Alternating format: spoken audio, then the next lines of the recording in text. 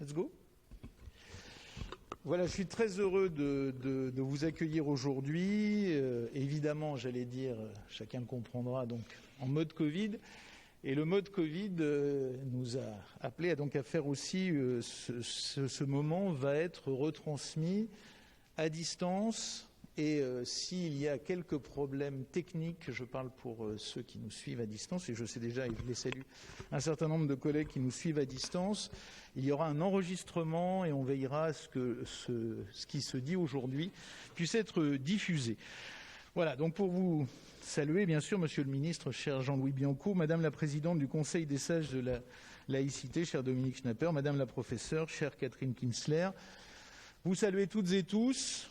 Chers collègues, mesdames, messieurs, évidemment, je suis particulièrement ravi de vous accueillir une nouvelle fois dans cet amphithéâtre de l'Abbé Grégoire, consacré à notre fondateur, pour la poursuite de ce cycle de conférences sur la laïcité, organisé en partenariat avec le Conseil des sages de la laïcité, placé auprès du ministre de l'Éducation nationale, Jean-Michel Blanquer. Reprise après quasiment 7 mois d'arrêt, en raison de la crise de la Covid.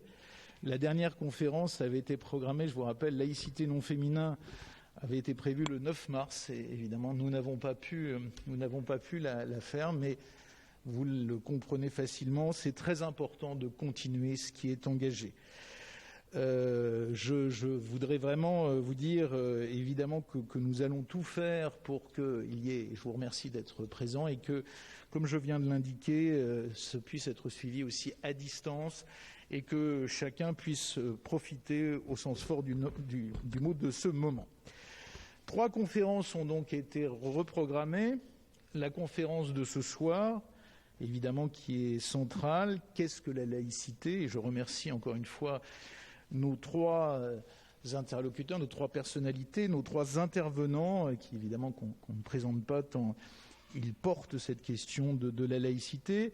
Il y aura ensuite une conférence sur la relation entre laïcité et islam qui est prévue le 17 novembre.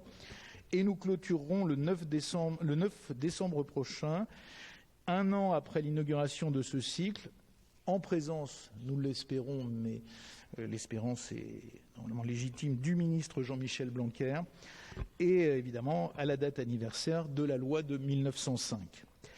Donc je voudrais vraiment remercier Dominique Schnapper pour la confiance qu'elle nous fait pour évidemment porter ce cycle. Je remercie encore une fois l'Observatoire de la laïcité à travers son président Jean-Louis Bianco et évidemment la collègue Catherine Kinsler. Après 7 mois d'interruption, évidemment, chacun peut le constater, la laïcité est un sujet majeur du débat public dans notre pays. Et le discours prononcé par le président de la République vendredi dernier au Mureau en témoigne mieux que toute autre chose. Comme j'avais pu le rappeler le 9 décembre 2019, c'est un sujet sur lequel le Conservatoire a toujours été mobilisé. D'abord parce qu'il porte, et c'est l'occasion évidemment de lui rendre hommage, l'héritage de l'abbé Grégoire, et que notre histoire, comme nos missions d'émancipation par la connaissance, par le travail, sont intimement liées aux valeurs de la période des Lumières et aux valeurs de l'histoire de notre pays. L'engagement du CNAM sur ces sujets, permettez-moi de le brosser de façon succincte, mais évidemment c'est quelque chose auquel nous sommes toutes et tous très attachés au sein du Conservatoire. C'est un premier cycle, et je salue l'ami Alain qui était de ce premier cycle, Alain Sexig, premier cycle de conférences qui était intitulé « Vivre et faire vivre la laïcité » dès 2012-2013, qui avait donné lieu à une publication. Je rappelle aussi que le Conservatoire propose dans son offre de formation un certificat de compétences intitulé « Action publique et gestion de la laïcité en société » qui bénéficie du soutien du Bureau central des cultes du ministère de l'Intérieur. Et puis, je m'y étais engagé et nous avançons de façon très concrète et très efficiente sur cette question-là. Eh bien, le CNAM créera une chaire sur les questions de laïcité. Cette chaire, je l'ai annoncé dans le lancement de l'Assemblée des chaires. Le CNAM a un corps propre de professeurs du Conservatoire qui occupent des chaires de l'établissement. Cette chaire, donc, je l'ai déjà annoncé, elle sera présentée devant l'Assemblée des chaires de l'établissement qui se tiendra la semaine prochaine. Et évidemment, elle fera l'objet de discussions en interne. Elle sera inscrite à la campagne d'emploi. Et nous souhaitons évidemment que ça soit un marqueur de la question de la laïcité. Je crois que d'ores et déjà qu'un grand établissement comme le Conservatoire crée une chaire sur la laïcité, c'est un signal pour l'ensemble du monde de l'enseignement supérieur et de la recherche de notre pays, mais aussi pour les acteurs publics, pour les acteurs privés, pour tous ceux qui portent et font vivre la laïcité dans notre pays. Donc nous sommes très heureux de rebondir, j'allais dire, sur ce Conseil des sages, de l'inscrire dans l'histoire de notre établissement. Et encore une fois, merci à toutes et à tous d'être là. Et je suis très heureux de vous accueillir et très heureux de laisser la parole à Madame Dominique Schnapper, la présidente du Conseil des sages de la laïcité. Merci beaucoup, Madame la Présidente.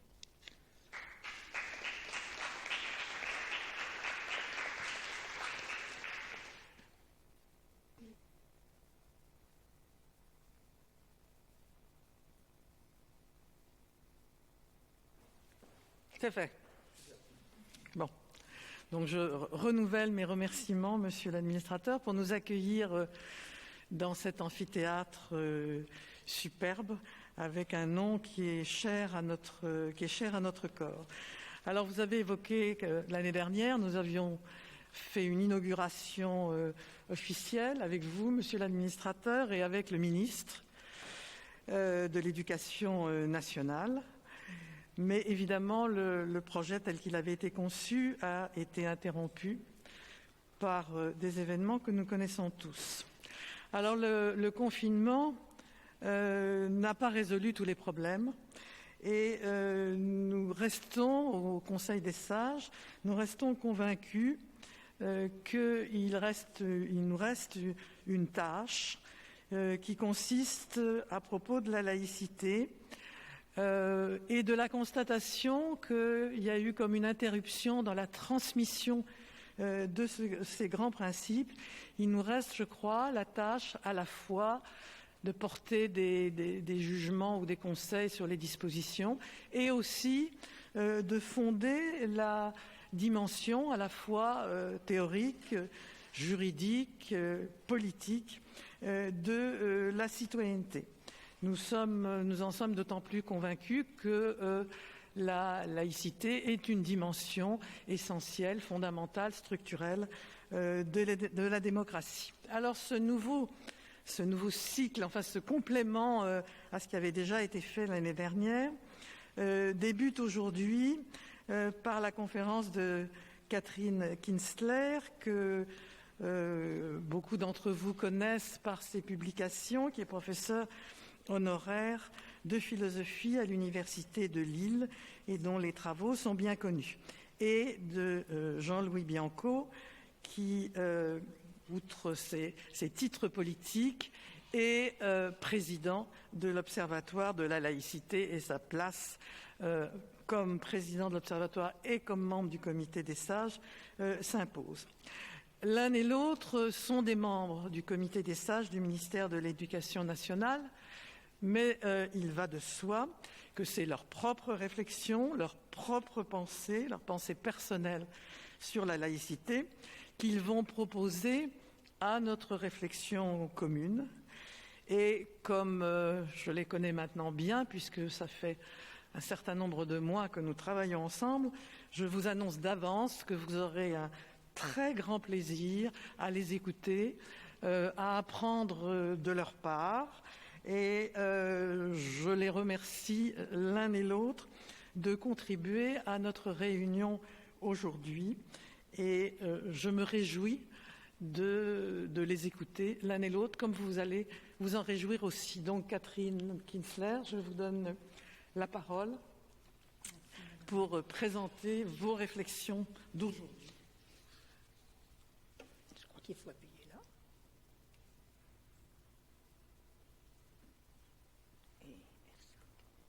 Ça marche. Merci Madame la Présidente. Merci Monsieur l'Administrateur Général de cet accueil. Voilà, nous sommes donc réunis pour parler de laïcité et le thème de la soirée tout simplement, c'est qu'est-ce que la laïcité? J'ai intitulé cette première intervention « Le dispositif laïque, quelques questions structurantes ». Alors, nous vivons une période d'intérêt renouvelé pour le concept de laïcité parce que ce concept est mis en crise. L'événement déclencheur de cette crise fut ce qu'on appelle l'affaire du voile à l'école publique ou encore l'affaire de Creil à l'automne de 1989. L'appel des 5 auquel j'ai participé avait été publié début novembre de cette année-là. Puis sont venues d'autres questions, un ensemble aussi qui visait à discréditer le régime laïque, mais qui constituait autant de tests, d'épreuves, de défis pour un réveil intellectuel et une construction philosophique. Ainsi s'est constitué ce qu'on peut appeler un corpus problématique. Je ne vais pas énumérer toutes les questions, l'affaire des signes religieux à l'école, ses résurgences, ses corollaires, l'université, les accompagnateurs scolaires, le vote de la loi de 2004, l'affaire du gîte d'Épinal, je vous la raconterai si vous le souhaitez, celle du port de la burqa dans les lieux publics, les tentatives de toilettage de la loi de 1905, la récupération de la thématique laïque par l'extrême droite, l'affaire de la crèche Babilou, la question des associations, etc. Puis avec la multiplication des attentats sanglants qui ont marqué l'année 2015 et se sont succédés, pas seulement en France, c'est toute la société qui a été saisie par les questions liées à la laïcité auxquelles on fait référence depuis et dans tous les sens. Ce sont ces questions que j'ai tenté de théoriser depuis plusieurs années, notamment dans ce livre « Penser la laïcité ». La césure de 89 a été le symptôme révélant qu'une évidence était ébranlée. Mais les coups de boutoir, les tests, les tentatives de déstabilisation n'étaient pas seulement dus à des durcissements purement religieux. La mise en crise s'est installée aussi grâce à un relais efficace qui ne se présente pas du tout sous forme extrémiste. L'extrémisme religieux et les tentatives de communautaristes trouvent un soutien auprès d'un allié idéologique puissant depuis une trentaine d'années, à savoir la pensée, une pensée qui fait de l'attitude religieuse une norme. Cette pensée propose une sorte d'aggiornamento de la laïcité. Si vous souhaitez enlever le masque, c'est... Oui, on est assez loin, oui, parce que ça fait la buée sur les lunettes, c'est pas évident. Merci, monsieur l'administrateur, me voilà soulagée. Bon, alors, je vais le poser sur un papier. Puisque je ne parle pas, donc cette pensée qui fait de l'attitude religieuse une norme propose d'articuler diverses formes de religiosité dans un régime de tolérance dans lequel l'État accorderait un degré de reconnaissance publique aux religions. Or, ces tentatives de réinsertion du religieux dans le domaine de l'efficience politique sont appuyées sur l'apparente universalité de ce qu'on appelle le fait religieux. Le schéma consiste à s'autoriser d'une représentation qu'on se fait de la société pour former injonction envers l'association politique. Vouloir s'inspirer d'une représentation de la société pour en tirer un modèle dont la société politique, dont l'association politique devrait s'inspirer, ça pose une question fondamentale pour le philosophe, celle de la nature et de la forme du lien qui rend possible l'association politique. Ce lien politique doit-il se modeler sur un ou des liens sociaux préexistants, ou du moins les refléter, ou bien doit-il se penser de manière distincte et se présenter comme autoconstituant, comme étant à lui-même son propre commencement? Voilà la question de la nature du lien politique, celle de sa distinction conceptuelle avec tout autre lien, notamment religieux. Eh bien, c'est cette question-là que j'ai considérée comme fondamentale pour construire cette conceptualisation de la laïcité. Et c'est ici qu'il m'a paru éclairant de remonter à la fin du XVIIe siècle. Car la philosophie classique a rencontré cette question précisément sous la forme du rapport entre le lien politique et le lien religieux. En quoi est-il possible, est-il nécessaire de les disjoindre? Comment est-ce possible? Et surtout, jusqu'où? Ce noyau conceptuel, eh bien, je l'ai trouvé en lisant un auteur très connu de la tradition anglo-saxonne de la tolérance, le fondateur même de la tradition de la tolérance, à savoir John Locke. Alors, je vous ai préparé une petite citation. Dans sa lettre sur la tolérance, Locke pose la question fondamentale en même temps qu'il y répond. Il faut exclure les athées, dit-il, de l'association politique. Alors quand je dis ça à mes amis de militants laïcs, ils me disent « Comment peux-tu partir de cette position ?» Eh bien si, on va voir pourquoi. Pourquoi faut-il exclure les athées de l'association politique ? En effet, de la part d'un athée, ni la promesse, ni le contrat, ni le serment qui forment les liens de la société humaine ne peuvent être quelque chose de stable et de sacré, à tel point que l'idée même de Dieu supprimée, tous ces liens sont ruinés. Voilà l'argument de Locke. Eh bien, il faut exclure les athées de l'association politique parce qu'ils ne sont pas fiables dans leur serment du fait qu'ils ne croient à rien. La tolérance est un progrès, bien sûr. On ne vous demande pas de croire à ceci plutôt qu'à cela, on ne vous demande pas d'avoir la religion du prince, mais l'adhésion en tant que telle, dans sa forme, est valorisée, elle semble indispensable à toute forme de lien et toute forme de crédit, d'où l'exclusion des non-croyants. Le problème avec les non-croyants, c'est qu'ils sont par définition déliés. Comment s'y prendre avec eux ? Eh bien, le motif du rejet des non-croyants avancé par Locke permet de poser une question fondamentale. Pour faire la loi, faut-il se régler sur le modèle de l'adhésion, sur le modèle de la foi ?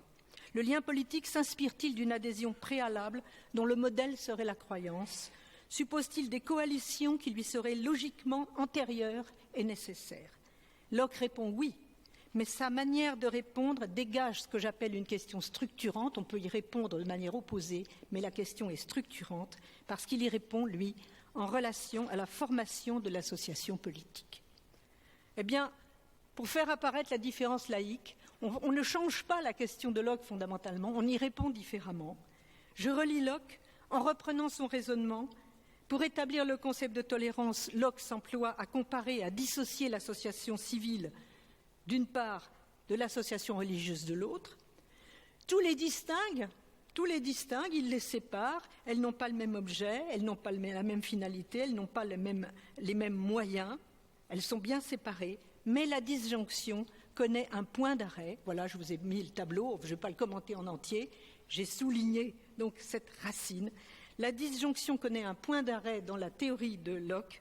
Radicalement, c'est-à-dire à la racine, il y a quelque chose de commun, à savoir la forme que j'ai appelée la forme fiduciaire, celle de l'adhésion, de la croyance. Pour Locke, la forme commune aux deux domaines, c'est le rassemblement, l'association. Les hommes veulent sauver leurs biens civils, ils veulent sauver leurs âmes, mais pour cela, ils s'associent et l'association suppose donc cette forme commune qui est celle de l'adhésion. Eh bien, vous voyez, les athées étant des électrons libres, on n'arrivera pas à les insérer dans ce schéma. Or, le concept de laïcité, va justement, je vais faire apparaître très facilement la différence laïque. C'est très simple et vous pouvez le prévoir d'ailleurs. Je vais vous montrer un deuxième tableau. C'est le même schéma, sauf qu'on va prolonger la disjonction jusqu'à la racine. C'est que la différence laïque apparaît à ce moment-là, elle apparaît en termes de structure, ça semble tout simple. Il va falloir penser l'association autrement que sur un modèle fiduciaire, autrement que sur un modèle d'adhésion a priori, de confiance, autrement que par référence avec des liens préexistants, tels que le lien religieux. Il va donc falloir penser l'association comme immanente, c'est un immanentisme la laïcité, et entièrement autoconstituante, ne devant rien à autre chose qu'à elle-même, comme un commencement, comme commençant avec elle-même. L'antériorité de la logique de l'association religieuse est donc évacuée, elle ne sert pas de modèle. On pourrait parler d'un minimalisme. On a besoin de moins de concepts, de moins d'idées pour construire le lien politique laïque que pour construire le lien de tolérance comme le faisait Locke. Eh bien, c'est un courant de la Révolution française, incarné par Condorcet, qui effectue ce retournement alors que le mot laïcité n'existe pas, ou qu'on ne l'utilise pas. Ce retournement est très fécond. On peut en tirer, ça a l'air tout simple comme ça, mais j'ai mis très longtemps à trouver ça. Et une fois que j'avais ce noyau, je tirais sur le bout de la ficelle et j'ai vu se déployer la cartographie conceptuelle, philosophique de la laïcité. Il en résulte notamment que le statut politique, juridique et moral des non-croyants devient un élément critique très important. le degré de reconnaissance dont ils jouissent, le fait que la non-appartenance communautaire entraîne ou non une dépréciation, c'est une pierre de touche pour s'interroger sur la laïcité d'une association politique. Le premier résultat de cet examen, c'est une formule qu'on peut exprimer par une analogie arithmétique, celle du zéro. Je l'emprunte à un commentaire qu'a fait le professeur Philippe Petit à l'issue d'une conférence qu'il m'avait invité à donner à Princeton.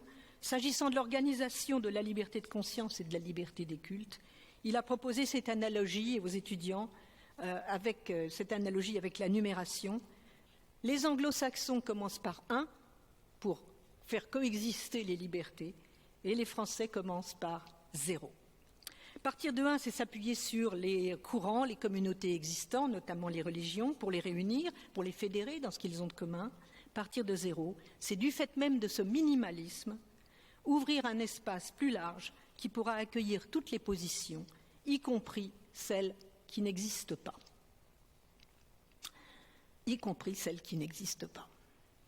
Une association politique laïque ne se contente donc pas d'assurer la liberté de ceux qui se réclament d'une appartenance, elle assure aussi la liberté de ceux qui n'en revendiquent aucune, qui ne forment pas de communauté préalable, qui n'ont foi en rien ni en personne, qui n'espèrent et ne craignent aucune chose, et qui n'en sont pas pour autant dangereux. Davantage, et c'est là encore qu'apparaît la pertinence de l'analogie avec le zéro, le droit de non-appartenance ne se juxtapose pas au droit d'appartenance. Il n'en est pas la variante inversée, il en est la condition. Pour paraphraser Beaumarchais, sans le droit à la non-appartenance, il n'est pas d'appartenance valide. Alors, beaucoup de conséquences peuvent être facilement tirées de cela. Donc, il y a une sorte de moment déductif que j'ai parcouru à ce moment-là. Je ne vais pas vous asséner toutes les conséquences. On va simplement les passer en revue. Je m'attarderai en particulier sur l'une d'entre elles. La séparation des églises et de l'État n'épuise pas la laïcité. La laïcité tranche entièrement la relation entre le lien politique et la forme religieuse. Et le moment moral est donc inclus, et la question du statut moral des incroyants est décisive. La liberté des cultes est subordonnée à la liberté de conscience, il y a hiérarchisation des propositions, c'est ainsi qu'on peut lire l'article 2 de la loi de 1905 qui est ponctué par une ponctuation forte. L'article 1er, pardon.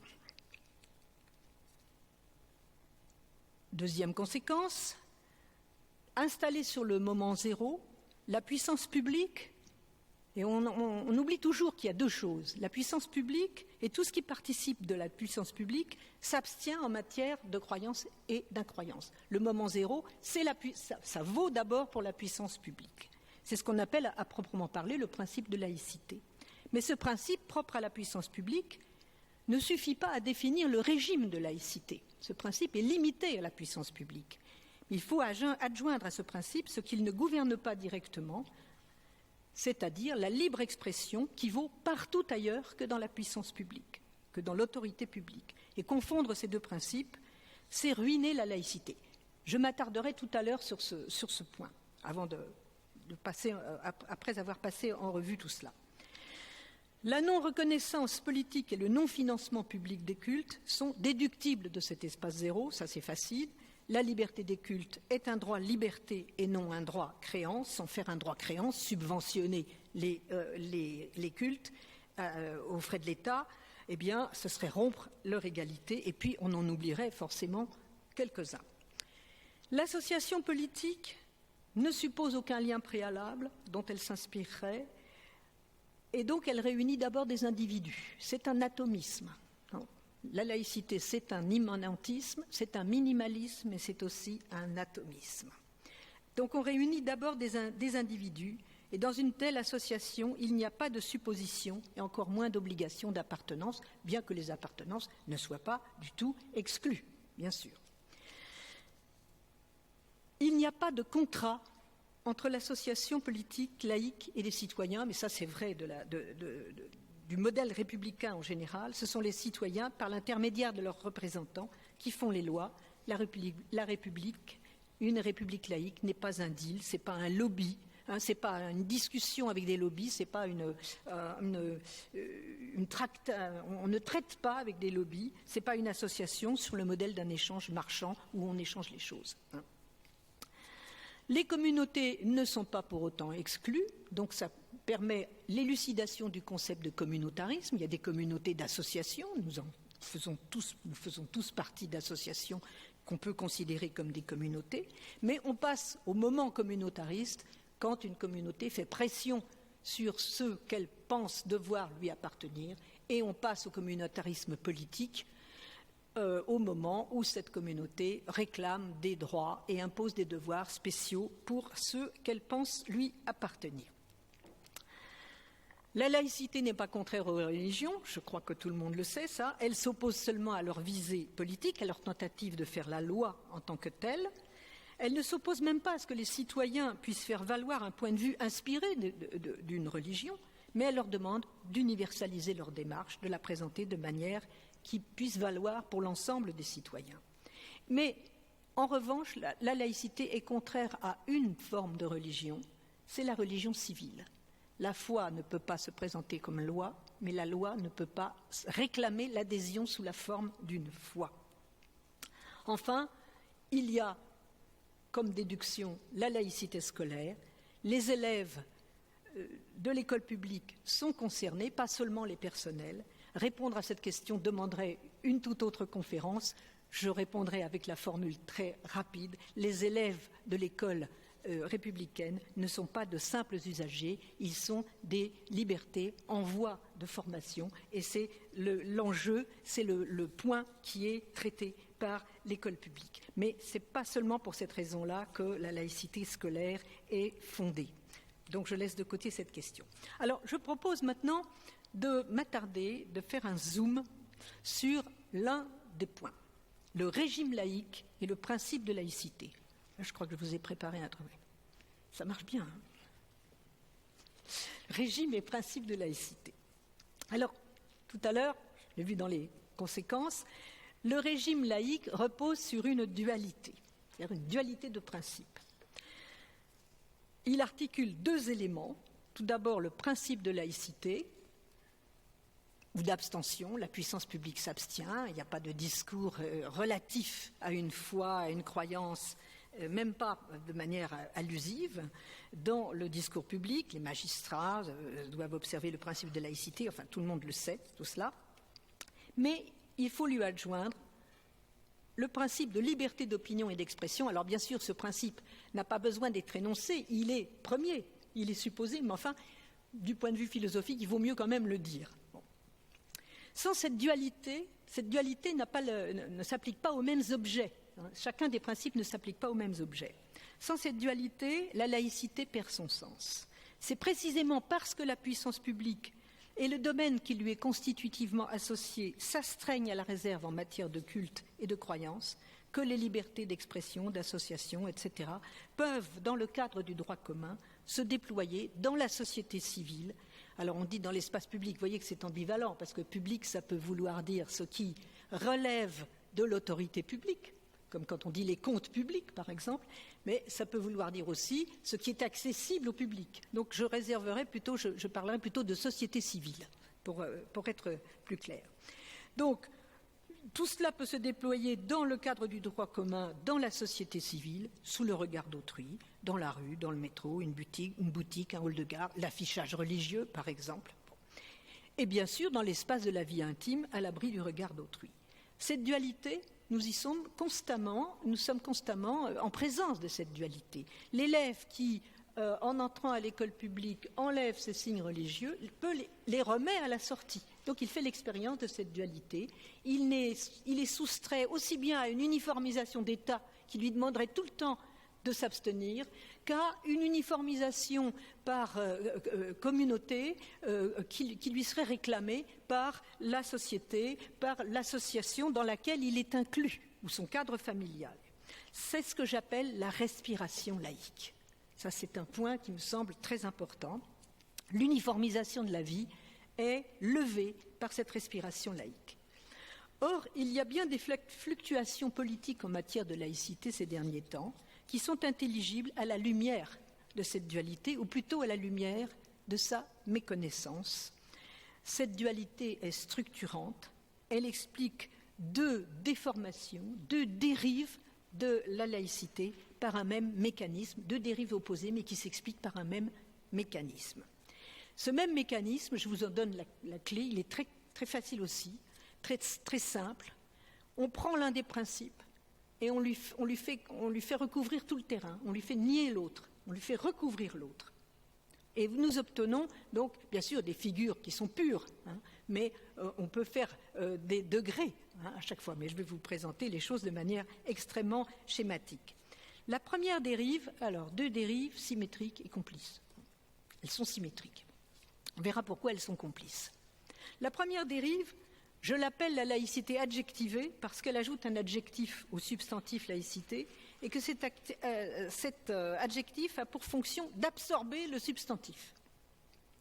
Laïcité plurielle, ouverte, positive, raisonnable, apaisée, d'intelligence. Je crois qu'on en est à inclusive maintenant. Ce phagocytage exprime une opération conceptuelle et aussi une opération politique. Alors ça consiste à étendre au domaine de l'autorité publique le principe de libre expression qui règne dans la société civile. Donc on récuse le caractère neutre et minimaliste de la puissance publique laïque pour faire de l'opinion religieuse une norme qu'on introduit dans l'efficience politique, on autorise les propos et les positions religieux au sein de l'État lui-même et on aboutit de proche en proche à légitimer la communautarisation, le fractionnement religieux du corps politique, à reconnaître ce fractionnement religieux. Eh bien, cette dérive-là a été désavouée notamment par le vote de la loi de mars 2004 sur les signes religieux à l'école. Mais elle reprend vigueur, bien sûr, toujours, avec toutes sortes de grignotages, tentatives de financement des lieux de culte, la question des cimetières également est très intéressante à cet égard à examiner. Bon. La seconde dérive, vous faites l'inverse, c'est l'extrémisme laïque ultra. Bon, donc cette fois-ci, vous prenez le principe de laïcité et vous prétendez qu'il va s'appliquer partout, alors dans l'espace dit public, en fait dans l'espace civil. Donc c'est un nettoyage. Plus de signes religieux nulle part, etc. Donc on durcit le domaine de la société civile, on veut interdire toute expression religieuse dans l'espace civil, le nettoyer de toute signalisation religieuse, et elle apparaît, bien sûr, elle aussi régulièrement, mais aussi dans le cadre d'une réaction à la première dérive. C'est là que l'affaire du gîte d'Épinal, fin 2007, je la garde pour la discussion, si vous souhaitez que je le raconte, lui a donné son moment virulent. Moi, ça a joué le rôle d'expérience décisive pour moi. On a vu se former des groupes qui ont diffusé des thèmes non pas anti-religieux, comme cela serait cohérent avec cette position, mais plus particulièrement anti-musulmans. Ces deux courants, ils sont complices, ils se sont relayés et ils ont offert la laïcité à l'extrême droite, l'un en désertant le terrain laïque pendant de longues décennies, au prétexte de le moderniser, l'autre en l'investissant avec des propositions durcies, les deux en épousant le fonds de commerce de politique d'extrême droite, à savoir la constitution fantasmatique de communautés prétendument homogènes, en l'occurrence les musulmans, regroupés indistinctement et indiscrètement. Les uns révèrent cette communauté fantasmatique en criant à la stigmatisation dès qu'on parle de laïcité, les autres la détestent en criant à l'invasion, au grand remplacement, etc. Mais ce qui doit nous ouvrir les yeux, c'est que ces deux éléments de signes opposés ont le même contenu. On pourrait ici faire une analogie non plus arithmétique, mais algébrique. Vous avez la même valeur absolue, mais vous changez le signe. Ici apparaît donc encore un dispositif structurant. Deux thèses diamétralement opposées s'expliquent par une même opération, par un même mécanisme. Et de plus, chacune de ces deux thèses installe une forme d'uniformisation, j'en ai parlé très rapidement tout à l'heure. L'extrémisme laïque imposerait une uniformisation d'État, alors que la laïcité adjectivée, c'est moins évident, mais ça imposerait une uniformisation moléculaire, par appartenance à telle ou telle communauté. On soumettrait les individus aux communautés. Or, ce qui est important dans une association politique laïque, de ce point de vue, c'est que on puisse s'extraire. On puisse s'extraire d'un milieu qui vous est imposé, qu'on puisse le rejoindre après pour avoir pris conscience qu'on peut s'en extraire. Ce n'est plus du tout la même chose. Vous voyez donc que quand on parle d'uniformisation, il n'y a pas que l'uniformisation d'État, il y a aussi cette uniformisation moléculaire par appartenance, par exigence d'appartenance. Bon, je crois que j'avais fait un tableau, mais alors, bon, ce tableau, si je devais le commenter, là, il faudrait encore un quart d'heure. Donc, simplement, ce tableau m'a permis de voir qu'au fond, les réponses, principes d'abstention, principes de liberté d'affichage, dans le domaine de l'autorité publique, dans le domaine de la société civile, vous voyez que le régime laïque fonctionne en alternance, fonctionne en chiasme, alors que les deux autres dérives fonctionnent par bloc. C'est tout ce que je voulais vous faire remarquer. Il faudrait aussi, on pourrait faire une conférence de méthode épistémologique ou de méthode. C'est une structure. Le structuralisme n'a pas dit son dernier mot. Bon, alors, il me semble que le personnel politique, les élus, le personnel de la puissance publique, ce qu'on appelle les décideurs, sont très sensibles à la dérive autoritaire de l'État, mais qu'ils dénoncent facilement sous le terme d'intégrisme laïque, ce qui est... c'est pas un concept, l'intégrisme laïque, c'est la dérive qui est intégriste, qui veut l'intégralité du nettoyage.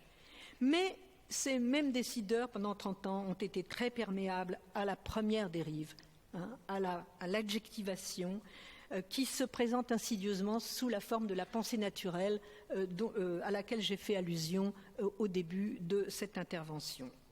Et pourtant, ces deux dérives sont de même nature. On arrive à les expliquer par le même mécanisme. Alors maintenant, je vais aborder un point qui me tient à cœur et que quelquefois je mets en discussion avec mes amis laïcs. Vous aurez remarqué que j'ai beaucoup insisté sur les droits de l'individu. J'ai même parlé d'une forme d'atomisme. Or, l'individualisme, en général, est attribué à des doctrines politiques favorables à un minimum d'État. Mais la laïcité, c'est un minimalisme. Elle suppose un État fort, mais un État qui campe sur quelque chose de restreint. Eh bien, ce que je voudrais montrer, c'est que la laïcité n'exclut pas une forme d'individualisme. Et ça demande une mise au point. Et je distingue pour ça deux manières de penser l'individu et conséquemment deux manières de penser le rassemblement. La première manière consiste à penser l'individu d'après des critères identificatoires ou, comme on dit aujourd'hui, identitaires. Je m'identifie à. Se définir par une identité formée par adhésion à une ou des communautés, ou un peu comme on compose une pizza à partir d'ingrédients disponibles. Vous avez une combinatoire, bon, alors bien sûr, vous pouvez avoir beaucoup de pizzas, mais c'est toujours à partir d'ingrédients disponibles. L'individu est alors une sorte de série adhésive, un profil, une somme de propriétés, de rôles sociaux. C'est une conception descriptive de l'identité humaine, qui a sa valeur, bien sûr. On y reconnaît la notion de diversité, définie par des extériorités collectives, mais aussi, c'est comme ça que fonctionne l'individu marchand, celui du marketing, qui s'identifie à des étiquettes, à des tags. En revanche, l'individualité politique dont il est question dans l'association politique elle-même, c'est la deuxième manière de penser l'individu. Ça n'a rien à voir avec cet individualisme identificatoire formé par collection catégorielle. L'individualité politique repose sur la distinction des sujets du droit. Elle les reconnaît tous, également, attribue à chacun les mêmes droits et les mêmes devoirs. Elle est universelle et excède toujours les catégorisations. C'est un cadre, bien sûr. Reste à effectuer ce cadre socialement. Ça, c'est une autre question. Elle est paradoxale puisque, par définition, chacun pourra, au cœur de cette identité, être absolument différent de tout autre. Donc c'est un atomisme, mais dans l'atome, il n'y a rien. C'est à nous de le remplir, l'atome. Ce qui, loin de niveler et d'uniformiser les individus réels, leur permet de déployer les singularités, leurs singularités, pourvu que les droits d'autrui, qui sont aussi les miens, soient préservés. Et si l'on y réfléchit bien, C'est comme ça que fonctionne une classe avec un instituteur. Face à l'instituteur, il y a des individus qui sont eux-mêmes traités comme des sujets et chacun va pouvoir déployer sa singularité. Peut-être pas au même moment, mais ils sont égaux. Ce déploiement peut s'enraciner, bien sûr, dans une communauté préexistante, mais il n'en tire pas sa substance. Il n'en reste pas moins que le droit d'adhérer à une communauté n'est effectif que subordonné à la liberté de s'en défaire, de se percevoir soi-même comme un sujet.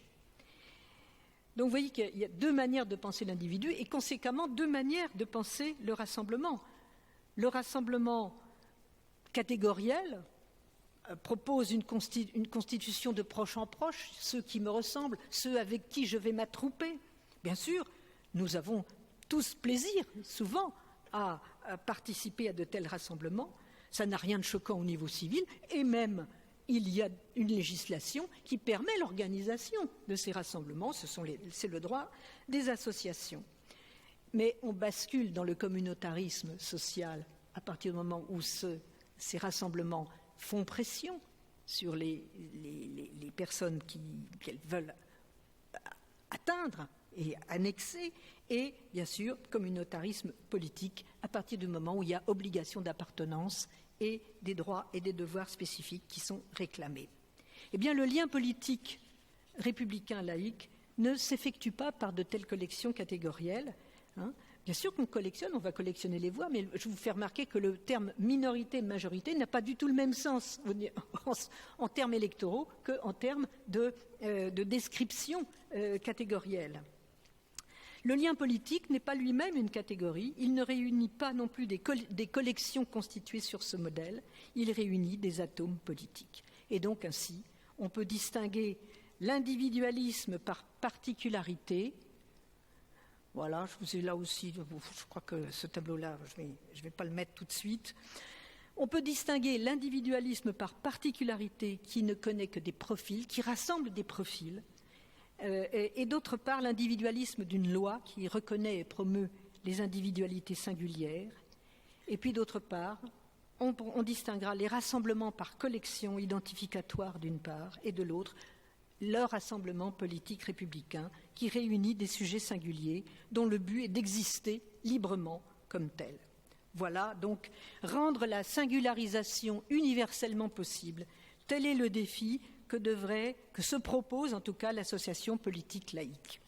Bon, alors ce tableau-là, j'ai rassemblé les différentes propriétés donc, de l'individu par particularité, par catégorie, par singularité, les formes de rassemblement, la notion d'identité, elle n'a pas le même sens non plus, et enfin la façon dont ces individus se différencient. Voilà, donc ça demanderait là aussi un commentaire. C'était juste pour vous faire voir qu'il y a beaucoup de choses encore, il y a encore beaucoup de choses sur le chantier. J'arrive au terme de ce... je vais vous mettre du blanc là. J'arrive donc à la fin de mon propos et donc à faire quelques commentaires politiques, sur les situations récentes. Les éléments que je viens de mettre en place sont relatifs à l'organisation juridico-politique de l'association politique. Ça épuise-t-il la question de la laïcité? Au prétexte que la société civile n'est pas gouvernée par le principe de laïcité, au prétexte que l'expression religieuse en son sein est licite, faut-il en déduire que le respect de cette expression doivent se traduire par le silence de toute critique et de toute désapprobation à son égard. Autrement dit, l'attitude laïque est-elle bannie de la société civile au prétexte que la société civile n'est pas soumise au principe de laïcité? La laïcité ne peut-elle pas faire l'objet d'une conviction, d'une opinion même? Si la société civile s'en tenait à la liberté d'expression religieuse, sans faire leur place au courant d'opinion laïque, elle ne serait que tolérante. Elle devient laïque au sens large et civil lorsqu'elle libère aussi, dans le cadre du droit commun, bien sûr, l'expression laïque, l'expression a-religieuse et l'expression anti-religieuse, de même qu'elle libère la parole politique. Et cet exercice de la liberté est un aspect non négligeable de la lutte contre ce qu'on appelle les radicalités communautaristes. La banalisation des marqueurs religieux s'étend, prétend non pas seulement à la liberté pour elle-même, ce qui est tout à fait légitime, mais elle prétend au silence de toute critique et de tout refus la concernant.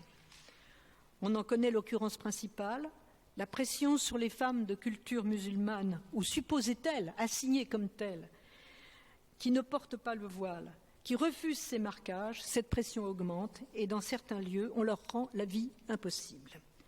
Elles sont vraiment victimes de stigmatisation. Un ordre moral s'impose à bas bruit, à petits pas, par accoutumance.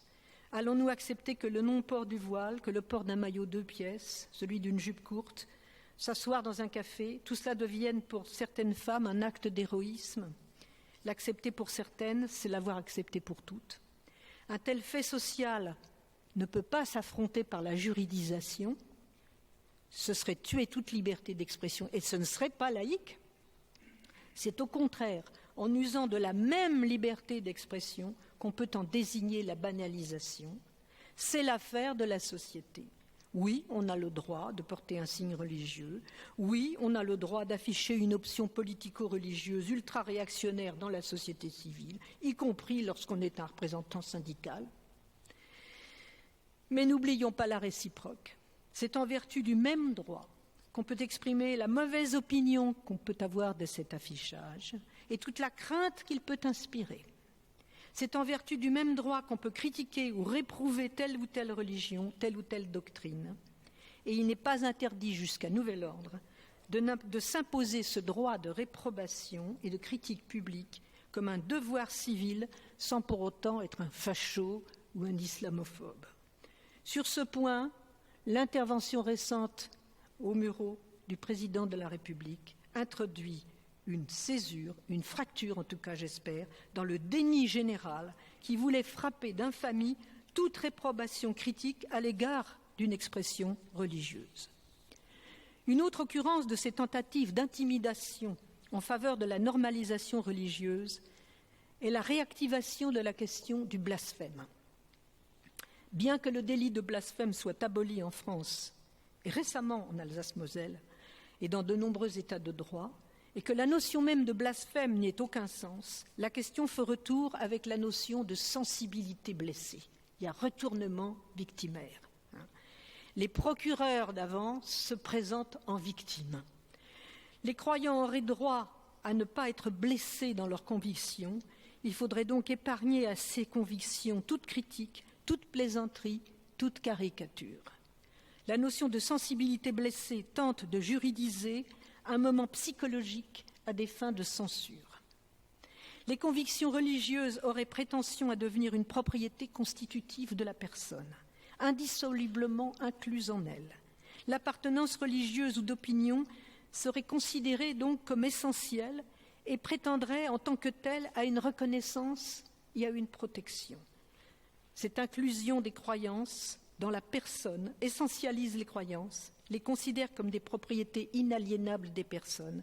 Vous voyez que ça soulève une question juridique, bien sûr, mais aussi une question philosophique fondamentale. Je conclurai donc, maintenant, espérons ne pas avoir été trop longue, en empruntant quelques formules au président de la République. L'État est laïque, la société ne l'est pas. Emmanuel Macron a souvent prononcé cette formule. Mais cette formule, c'est un sophisme si on ne prend pas garde que le verbe être n'a pas le même sens dans les deux propositions. L'État est laïque, ça veut dire que l'État doit être laïque. Mais il est faux que la société ne connaisse pas en son sein des espaces et des manifestations de laïcité. Donc la seconde partie, la société ne l'est pas, signifie la société n'est pas tenue d'être laïque. Ce n'est pas une prescription. Car si c'était une prescription, ça reviendrait à interdire l'opinion laïque dans la société, ce qui serait contraire à la laïcité. L'État doit être intégralement laïque. En revanche, il n'est ni prescrit ni interdit à la société d'être laïque. Et c'est parce que le corps social, au-delà du corps politique, se saisit de la question de la laïcité que cette laïcité est vivante et que les lois laïques prennent sens. Sans force sociale pour soutenir la laïcité, le droit est impuissant. Autre formule, la laïcité n'est pas le problème. Ça, c'était dans le discours des Mureaux. Oui, non, la laïcité n'est pas le problème. Je pense que le président a raison de dire cela. Certains ont un problème avec la laïcité parce que nous ne sommes pas assez fermes, parce que nous faisons des états d'âme qui nous rendent perméables aux arguments compassionnels, lesquels ne sont rien d'autre qu'une forme de culpabilisation. Des états d'âme qui nous rendent perméables à la normalisation sur le religieux, à laquelle il faudrait s'adapter et à laquelle il faudrait même applaudir. Nous n'osons pas suffisamment promouvoir le modèle politique laïque et avec lui le minimalisme républicain. Nous courbons l'échine devant la culpabilisation, devant l'insolence de république bashing qui convertit la haine du colonialisme en haine de la République, qui confond universalisme et uniformisation, qui est prêt à sacrifier les individus sur l'autel des communautés et des ethnies, qui fétichise les appartenances en croyant qu'une identité s'y réduit, qui résonne en molécules et jette les atomes à la poubelle. Nous n'osons pas toujours penser à fond parce que nous croyons à tort qu'une théorie et des concepts, c'est abstrait, et que sur le terrain, ça ne sert à rien, que ce sont des coquetteries. Ce qui ne sert à rien, et qui est même souvent nuisible, c'est au contraire de dire que l'idée de laïcité est abstraite. L'efficacité concrète de la laïcité s'apprécie aux libertés qu'elle rend possibles. Aucun régime n'a été aussi libérateur, aucune religion placée en position d'autorité politique ou ayant l'oreille complaisante de cette autorité n'a produit autant de liberté que la laïcité. Osons la laïcité, osons la République, et pour cela, dernière formule quand j'emprunte au président, il nous faut reconquérir tout ce que la République a laissé faire. Je vous remercie.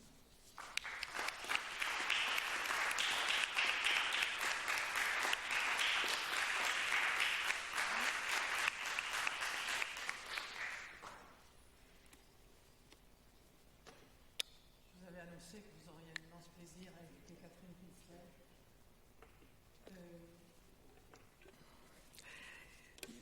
Ce qui m'a frappé, c'est l'espèce de clarté de démonstration qui a l'air si simple, si claire et qui est le produit de beaucoup d'années de réflexion qui permettent d'arriver à cette clarté démonstrative. Alors après la philosophe, nous avons maintenant le plaisir d'écouter le juriste, le politique. Je vous donne la parole, Jean-Philippe. Merci beaucoup. Merci beaucoup, Madame la Présidente.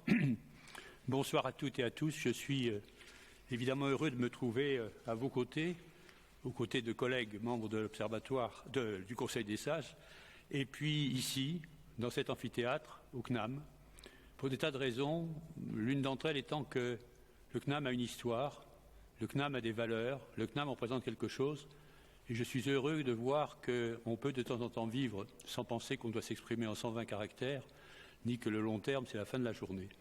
Et le CNAM, entre autres choses, incarne ce que je viens de vous dire à l'instant. Alors, je vais d'abord, non pas prendre tout l'exposé très riche de Catherine, mais souligner les points qui m'ont le plus frappé, qui me paraissent le plus importants, pour indiquer des prolongations ou des convergences.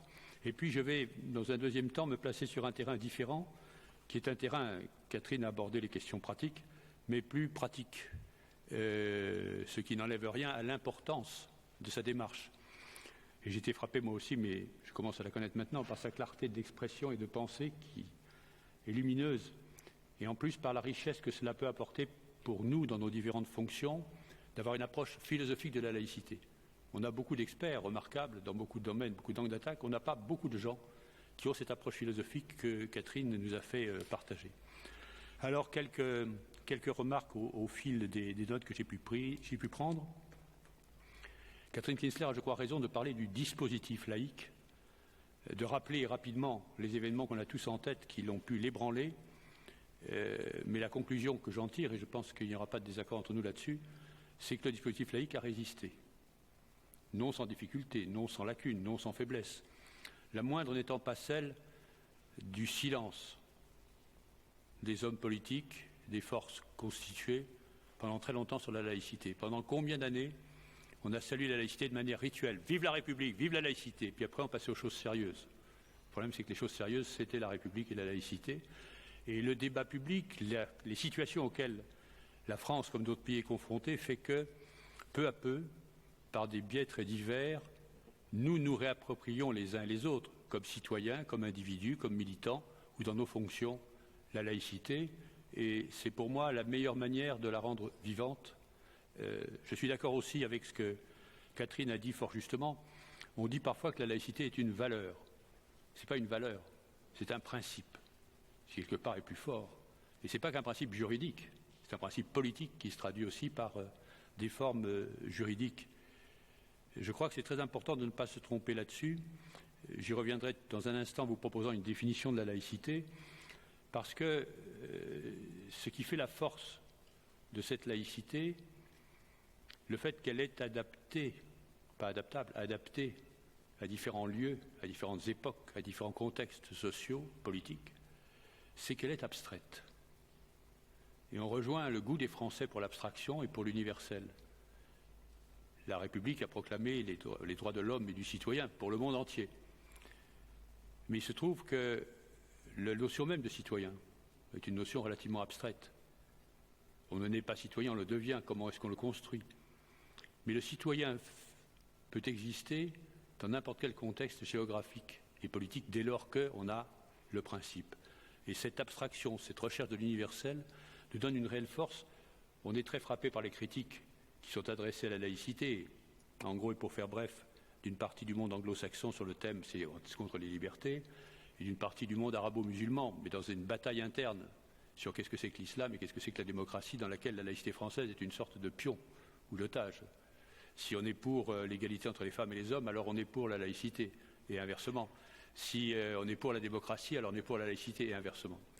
Donc, malgré ces critiques, je suis frappé de voir dans mes fonctions à l'Observatoire de la laïcité le nombre de personnalités venant de tous les continents qui viennent m'interroger sur la laïcité. Alors, je veux dire que c'est souvent des chercheurs, pas forcément des responsables politiques, mais j'ai reçu des gens d'Indonésie, du Pakistan, de Singapour, de Malaisie, dans la période récente.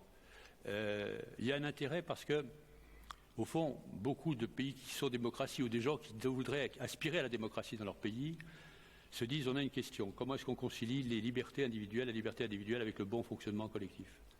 Et la solution française, c'est la solution française, c'est notre histoire. On ne prétend pas donner les leçons à la terre entière, mais finalement, ce n'est pas si inintéressant. Et je suis frappé de voir que ce débat intéresse nos amis allemands. J'ai eu l'occasion de participer à des débats en Allemagne, y compris avec celle qui était à l'époque la présidente de la région de Saxe, du Land de Saxe. Et j'ai constaté que les Allemands ont une vision, une tradition très différente de la nôtre, notamment sur un point central qui est la neutralité du service public, et notamment de l'éducation. Mais les débats chez eux tournent là-dessus aussi. Vous savez que c'est les Länder qui ont une grande autonomie pour fixer les lois scolaires. Il y a un certain nombre de Länder qui vont vers la neutralité à la française.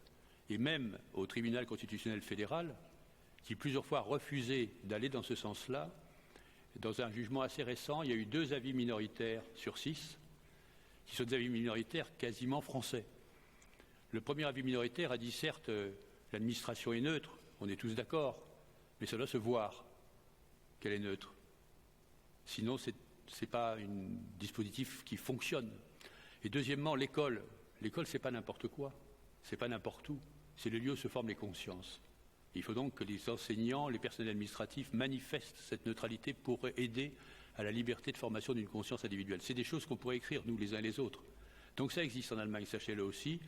Je n'en tire pas de fierté particulière, je n'y suis pour rien, mais juste cette indication que nous ne devons pas nous soutenir, nous sembler accusés, coupables ou vulnérables, c'est presque tout le contraire dans la phase actuelle. Revenir aussi sur d'autres points importants soulevés par Catherine Kinzler. J'ai trouvé extraordinaire, je connaissais évidemment l'expression, cette invention du moment zéro, du point zéro par opposition au point 1, qui dit justement ce que je disais à l'instant, que la laïcité est une construction abstraite, ce n'est pas un agglomérat de différences au nom de la tolérance.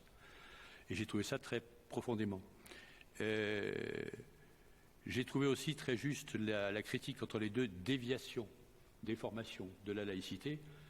Je suis depuis très longtemps contre l'adjectivation, qui peut se trouver des deux côtés d'ailleurs, qui se trouve plutôt du côté discours du latran, si vous voyez ce que je veux dire, mais qui peut se trouver aussi de l'autre côté.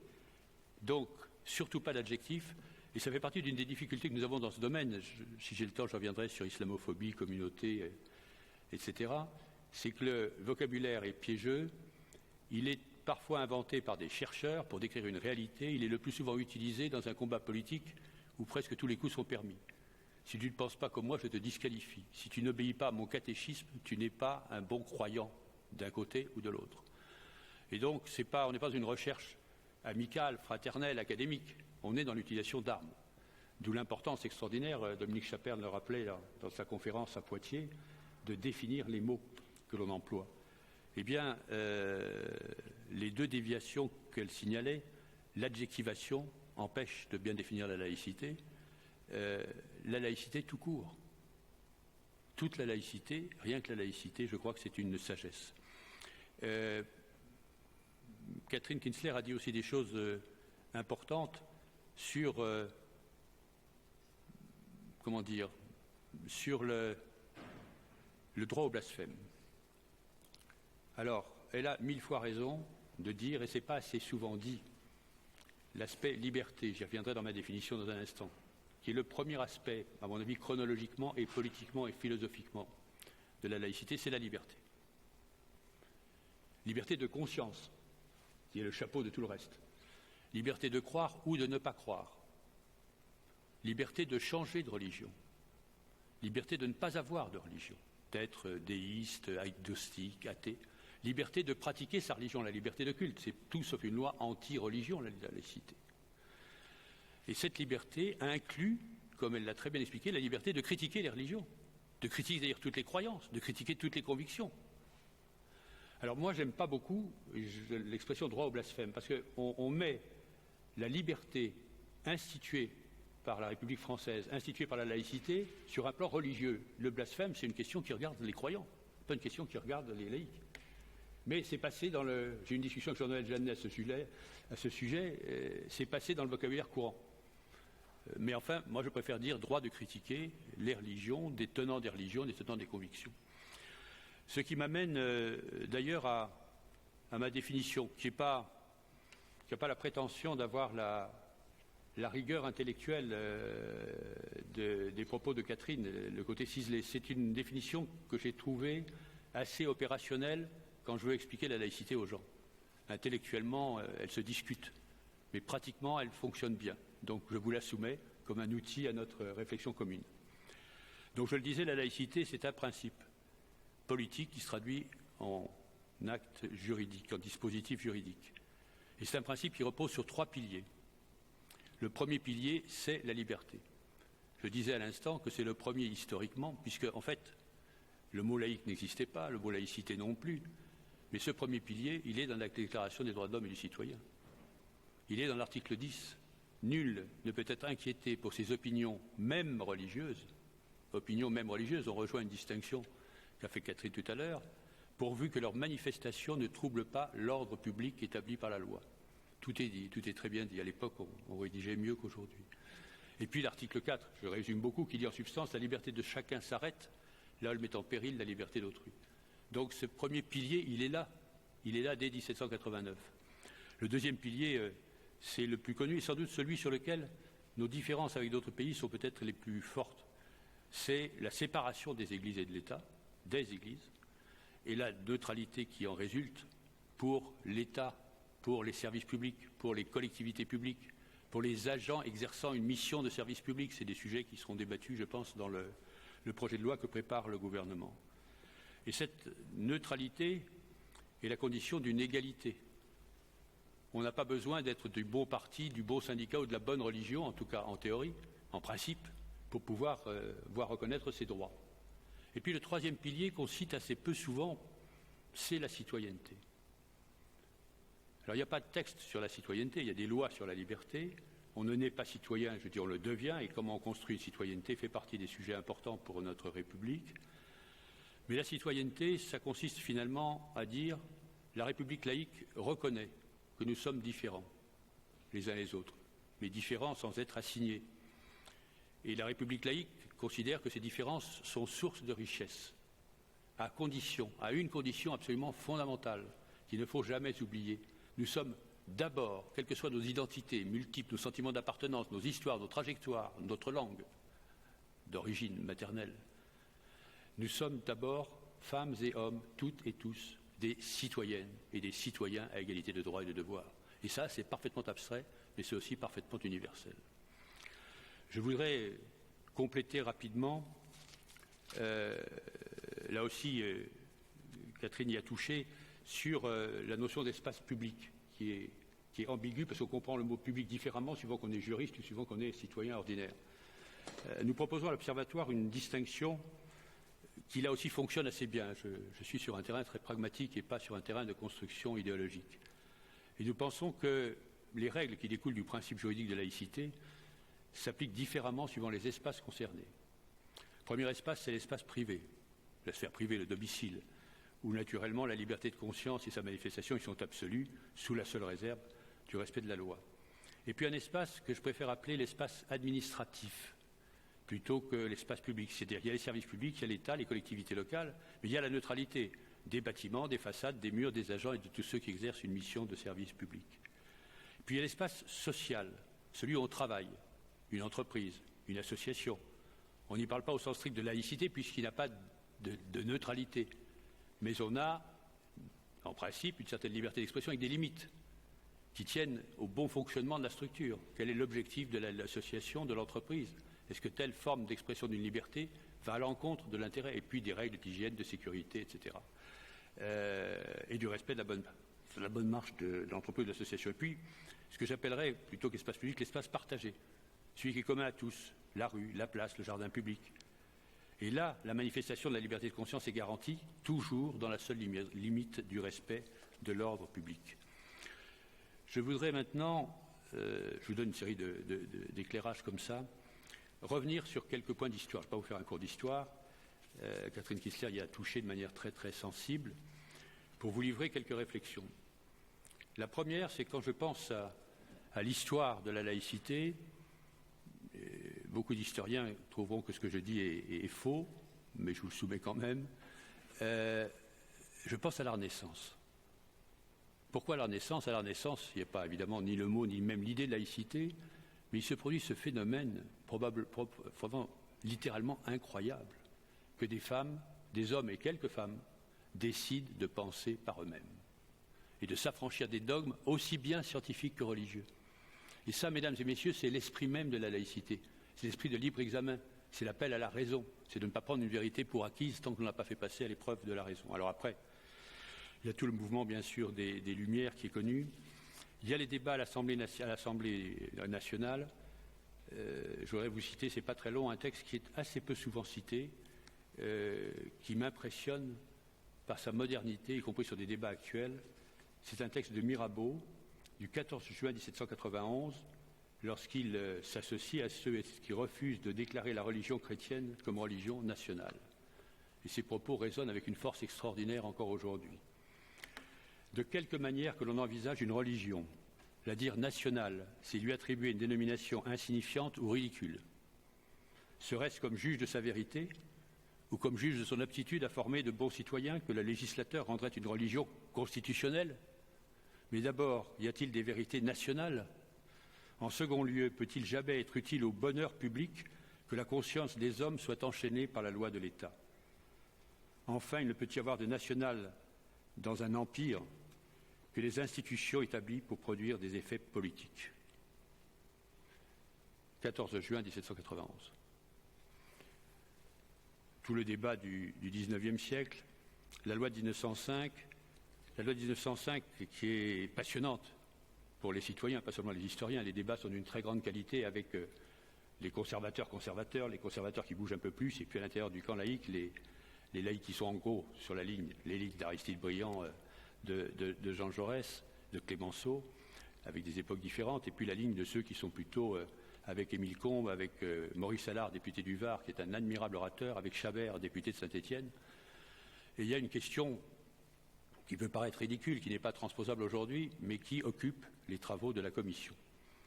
Et donc, M. Chabert, député de Saint-Étienne, dit au rapporteur Aristide Briand, « Monsieur le rapporteur, je tiens d'abord à vous féliciter, vous et votre Commission, pour la qualité du travail que vous avez accompli. Mais vous avez oublié quelque chose. Et cet oubli, je n'en doute pas, Monsieur le Président, vous allez le réparer immédiatement. Vous avez oublié d'interdire la soutane des curés. » Et la réponse d'Aristide Briand me paraît intéressante parce qu'elle est dans l'esprit même de la laïcité. Et il dit ceci: « Au risque d'étonner l'honorable M. Chabert, je lui dirais que le silence du projet de loi au sujet du costume ecclésiastique, qui paraît le préoccuper si fort, n'a pas été le résultat d'une omission, mais bien celui d'une délibération mûrement réfléchie. Il a paru à la Commission que ce serait encourir, pour un résultat plus que problématique, le reproche d'intolérance, et même s'exposer à un danger plus grave encore, le ridicule, que de vouloir, par une loi qui se donne pour but d'instaurer dans ce pays un régime de liberté, au point de vue confessionnel, imposer aux ministres du culte de modifier la coupe de leurs vêtements. J'ajoute que la soutane, une fois supprimée, si l'Église y trouvait son intérêt, l'ingéniosité combinée des prêtres et des tailleurs aurait au fait de créer un vêtement nouveau pour permettre aux passants de distinguer au premier coup d'œil un prêtre de tout autre citoyen. Le contexte est différent, mais le raisonnement d'Aristide Briand me paraît extrêmement intéressant aussi. Bon, je passe sur les lois scolaires, je passe sur la bataille qui continue entre les églises, notamment l'Église catholique et l'État, à la fois sur, en tout cas jusqu'à des lois relativement récentes, qui s'occupent des consciences. Quel est le poids de la loi religieuse, de la loi Debré, l'échec de Savary, l'événement de 89, bien sûr, Creil, 2 jeunes filles exclues par le principal parce qu'elles portent le foulard, dont je crois peu de gens à l'époque, Dominique fait partie des gens qui ont compris vite, réalisent que c'est un bouleversement. Le terrain sur lequel on va débattre de la laïcité, c'est plus seulement le catholicisme ou les religions qu'on disait, c'est l'islam. Bon, puis la commission Stasi, la loi de 2004, qui a été d'ailleurs accompagnée d'une commission parlementaire, que j'étais député à l'époque, présidée par Jean-Louis Debré, alors président de l'Assemblée nationale, et c'est très intéressant de voir que la démarche de la majorité des parlementaires, cette majorité qui a voté la loi de 2004, était la même que celle de la commission Stasi, ne serait-ce que même ceux qui étaient sur une position interrogative, à cause des témoignages précis de parents d'élèves, d'enseignants, de directeurs d'établissement, disant c'est pas une jeune fille qui vient avec sa maman ou qui vient toute seule, c'est une armée d'avocats qui connaissent par cœur la jurisprudence du Conseil d'État de la Cour et la Cour européenne des droits de l'homme. Et donc ça, c'était le signe pour beaucoup d'entre nous d'un islam politique. Et puis il y a la loi dite anti-burqa de 90, dont je voudrais simplement dire que ce n'est pas une loi sur la laïcité. C'est une loi sur la manière dont nous vivons notre citoyenneté. Et c'est une loi sur la sécurité publique. Et ce qui est très intéressant, c'est que toutes nos lois sont soumises au jugement de la Cour européenne des droits de l'homme. Et nous pouvons être attaqués régulièrement, et nous le sommes, au nom des libertés de croyance et de religion. La Cour européenne des droits de l'homme a une jurisprudence que je trouve intelligente, à tous égards, qui est une jurisprudence de subsidiarité, en disant la Suisse, ce n'est pas l'Angleterre, ce n'est pas la France, et les autorités légitimes, démocratiquement élues, ont bien le droit de faire des choses différentes sur les questions touchant à l'expression des convictions religieuses ou autres. Mais sur la loi de 2004, interdiction des signes ou comportements manifestant ostensiblement une conviction religieuse à l'école publique, pas de problème. Sur la loi de 2010, interdisant de dissimuler son visage en public, gros débat. Et des attendus qui, pour des magistrats, sont pas minces, sont pas neutres dans le langage policé qui est le leur. En gros, je le décrypte un peu plus simplement qu'ils ne le font. Si vous avez un problème d'ordre public, vous n'avez pas besoin d'une loi pour demander à quelqu'un d'enlever la dissimulation de son visage, par exemple les casseurs dans une manifestation. Est-ce que c'est vraiment une loi pour ça? Et puis, l'argument principal, que d'ailleurs le Conseil d'État, Conseil constitutionnel avait trouvé également de leur côté, c'est de dire, suivant l'expression de la Cour européenne des droits de l'homme, le fait de ne pas se dissimuler son visage en public fait partie de la manière dont on veut vivre ensemble en France. C'est très juste et très profond. Ça pose une question, que ce soit le juge, fût-il européen ou pas. C'est à nous de le dire et de le répéter, nous citoyens, nous politiques. Mais j'ai trouvé cette position de la Cour européenne des droits de l'homme extrêmement intéressante. Un mot peut-être encore. J'ai combien de temps encore? Mais vous avez le temps que vous souhaitez. Non, mais je ne sais pas, il faut qu'on ait du temps pour le débat, pour la question. Vous avez en tout cas 5 minutes. 10 minutes. Bon. J'irai assez vite simplement pour vous dire quelques éléments sur l'état des lieux de la laïcité dans l'opinion publique française. Non pas sur les atteintes, pas les atteintes, il y a 1000 débats, 1000 sondages là-dessus, mais pour vous signaler ça, simplement, parmi toute la documentation, 2 sondages qu'a réalisé l'Institut Via Voice pour l'Observatoire de la laïcité, qu'on a établi avec des chercheurs, parce qu'il est très facile de poser des questions qui sont volontairement ou involontairement biaisées sur ces questions de religion, comme sur les questions d'appartenance religieuse. C'est pour ça que vous trouvez des chiffres si différents. Monsieur ou madame est catholique, ça veut dire quoi? Qui se reconnaît comme catholique, qui s'est marié à l'église, qui va à la messe le dimanche, idem pour les autres. Bon. Donc on a essayé de prendre des précautions. Ce qui ressort, comme dans tous les autres sondages, c'est un formidable attachement des Français à la laïcité, avec assez peu de différences suivant les classes sociales, suivant les lieux de résidence, suivant les niveaux d'éducation et même suivant les religions. Deuxièmement, ce qui ressort aussi et qui est une surprise, c'est une connaissance bien meilleure ou bien moins mauvaise que ce que nous pensions. Alors est-ce que le débat, le travail d'éducation citoyen a payé dans la connaissance? On fait un quiz avec des questions. Par exemple, à l'école publique, les élèves ne peuvent pas ostensiblement manifester leur appartenance religieuse par un signe. 77% répondent oui, c'est vrai. Les fonctionnaires sont soumis au principe de neutralité, ils ne peuvent porter aucun signe religieux. 70% oui, c'est vrai. Les manifestations religieuses dans la rue peuvent être autorisées. 51% oui, c'est vrai. L'obligation de neutralité s'impose au sein des entreprises privées. Là, ils se trompent. Voilà. Et ce qui est très intéressant, c'est de voir que quand on a rappelé les principes juridiques, politiques de la laïcité, les gens adhèrent très largement. Mais ils sont très nombreux à dire la pratique est très loin des principes. La promesse républicaine n'est pas tenue. Et ils sont plus de 60% à dire la laïcité est trop souvent instrumentalisée par les politiques dans le débat. Et ils sont très nombreux à dire, 66 ou 67%, les débats médiatiques ne rendent pas compte de la réalité de la situation. Donc, ils ne sont pas idiots, nos concitoyens. Un mot sur les pays étrangers. Je crois que Catherine ne l'a pas dit là, mais elle le dit souvent, que la laïcité française, c'est quelque chose, je le dirais moins bien qu'elle, mais enfin qui est exceptionnel, et c'est vrai. Cela dit, vous le savez, il y a des formes qui s'approchent. Alors, il y a d'abord des constitutions qui se déclarent laïques. Après, il faut voir la réalité. Il y a des pays où, de manière inattendue, il y a séparation des églises et de l'État. C'est les États-Unis, bien qu'on soit in God we trust, etc., le serment sur la Bible, c'est le premier amendement. Il y a des pays comme l'Écosse, qui ont une pratique très différente de l'Angleterre. Il y a des pays comme le Sénégal, le Mali, qui se déclarent laïques, ils ne le sont pas forcément. Il y a en Allemagne le débat dont je vous parlais à l'instant sur la neutralité du service public et des enseignants. Et puis, il y a le Mexique, qui est laïque dans sa constitution et qui a été le premier dans les années 1860 à introduire une séparation des églises et de l'État. Même si l'influence religieuse, le fond d'air religieux, dans tous ces pays-là, a un poids différent. Il n'est pas nul chez nous, mais différent de ce qu'il est chez nous. Je voudrais simplement vous citer la Tunisie. La Tunisie, s'il n'y avait pas la situation économique, les complexités politiques, les attentats, on aurait pu espérer pendant longtemps que c'était le printemps arabe qui avait réussi. Ils ont quand même bougé, au milieu de débats complexes sur lesquels mes amis tunisiens ou connaissant la Tunisie ont des interprétations opposées, donc je me garderai bien de juger le rein et les cœurs des motivations d'Ennahda. Ce que je constate, c'est que dans la Constitution de 2014, on a fait la moitié du chemin. Et Ennahda a voté. La majorité d'Ennahda. Il y a aussi une minorité Ennahda.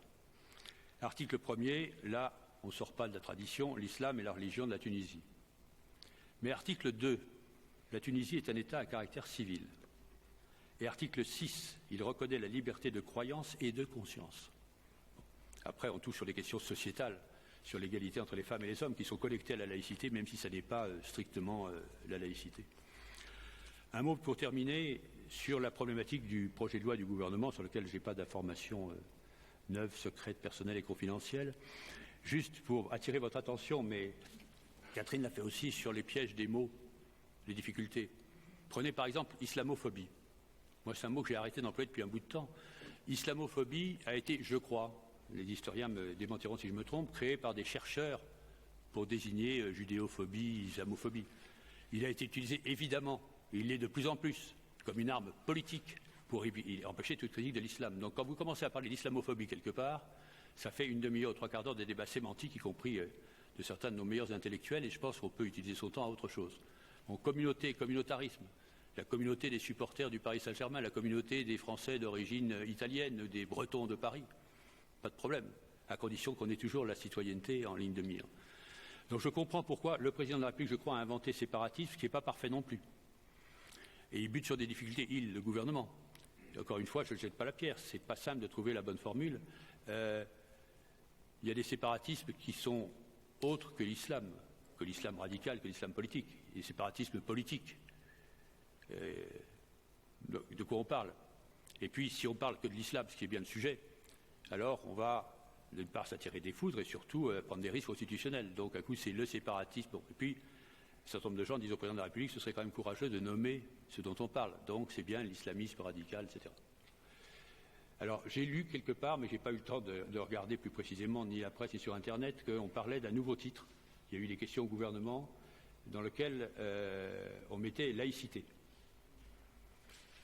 Ou laïcité et république. Je vous livre ma réaction, comme ça je l'ai appris il y a 1 heure, je suis très perplexe, je n'en sais rien.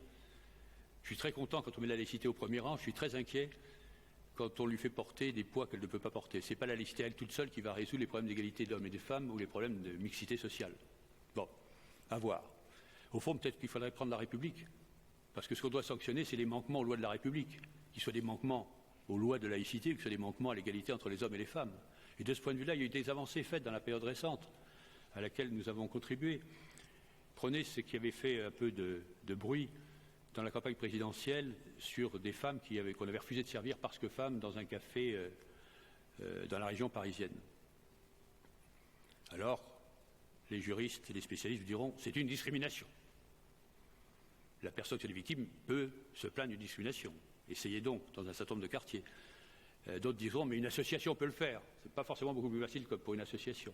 Et nous, Observatoire de la laïcité, avons demandé et obtenu, par une circulaire justice et une circulaire intérieure, que ce soit le procureur de la République qui se chargeait de vérifier les faits et de porter plainte au nom de la République. C'est l'État. C'est un signe qu'on ne fait pas n'importe quoi. C'est un signe aussi dans le combat idéologique et politique. Vous ne pouvez pas faire n'importe quoi. Vous aurez l'État en face de vous. Vous n'aurez pas une association plus ou moins faible. Puis, pour les spécialistes, il y a un petit miracle administratif. Ce qui est très rare dans notre institution, dans notre système français, la circulaire de la justice a cité la circulaire de l'intérieur. La circulaire de l'intérieur a cité la circulaire de la justice. C'est un véritable miracle républicain. Voilà, j'ai terminé mes propos. Je voudrais simplement vous dire ma conviction forte que ce que vous faites les uns les autres, ce que nous faisons ce soir, est capital. Que la laïcité, certes, est un bouclier, et on en a bien besoin, mais c'est aussi un outil. Un outil de maçon, un outil de charpentier, un outil pour construire la maison commune, pour bâtir du commun. Et cet outil, il est entre nos mains. Je vous remercie.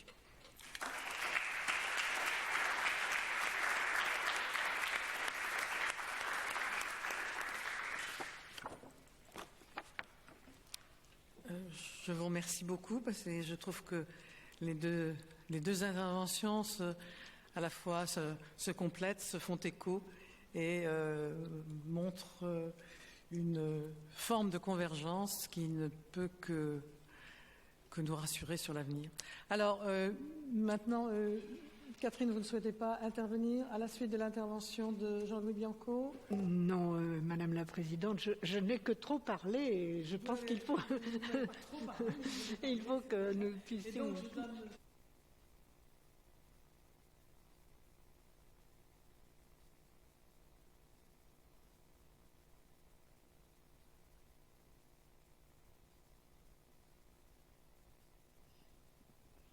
Est-ce qu'il y a des demandes de prise de parole?